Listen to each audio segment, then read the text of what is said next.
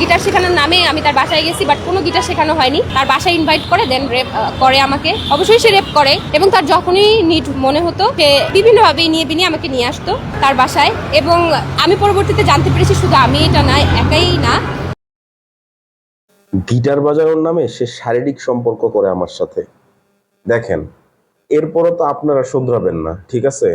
এরপরেও আপনারাই তথাকথিত পুরুষ মানুষদের কাছে যাবেন, গিয়ে গিয়ে রেপড হবেন, আপনার কি শ্লীলতাহানির শিকার হবেন, তারপর আবার তাদের কাছেই যাবেন, বলবেন যে তারাই খুব ভালো মানুষ। কন, আমাকে কি সমস্যা? আমাকে তো কোনো সমস্যা নাই।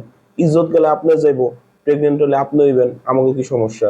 কথা শোনেন প্রিয় মা বাবারা, আপনারা কেন আপনাদের মেয়েদেরকে এই মূল্যবোধটা শিখান না যে একজন পরপুরুষের কাছে যাওয়া যাবে না, একজন গায়রে মাহরাম যাকে বলে, যারা পরপুরুষ আছেন তাদের কাছে যাওয়া যাবে না, তাদের সাথে কোনো প্রকার কথা বলা যাবে না।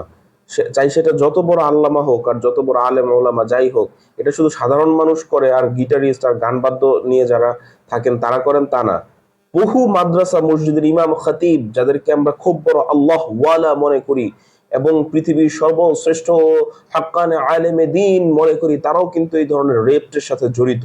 ঠিক আছে, আমি হই বা যত বড় আল্লামা হোক, ঠিক আছে, আপনি যদি একজন নারী হয়ে থাকেন, সে যদি আপনাকে একা আহ্বান করে, তার বাসায় হোক, তার খানকায় হোক, তার মাদ্রাসায় হোক, কখনো যাবেন না, দয়া করে প্লিজ। কথাটা বুঝুন, আপনাকে বুঝতে হবে। গেলে আপনাকে সে প্রেগনেন্ট করে দিবে, এটা আপনাকে বুঝতে হবে। চাই সে যেই হোক, যত বড় আল্লামা হোক, একজন পুরুষ বলে কথা, একজন হুজুরের কাছেও নুনু আছে, একজন ওই গিটারিস্ট আর একজন গান বাদ্যকারী লোক, তার কাছেও কিন্তু নুনুই আছে। সো আপনাকে এটা বুঝতে হবে। কাউকে এক্সট্রা মানে কোনো ক্রেডিট দেওয়ার কোনো প্রয়োজন নেই। বি কেয়ারফুল, বি কেয়ারফুল, আপনাকে অনেক বেশি কেয়ারফুল হইতে হবে, আরো বেশি।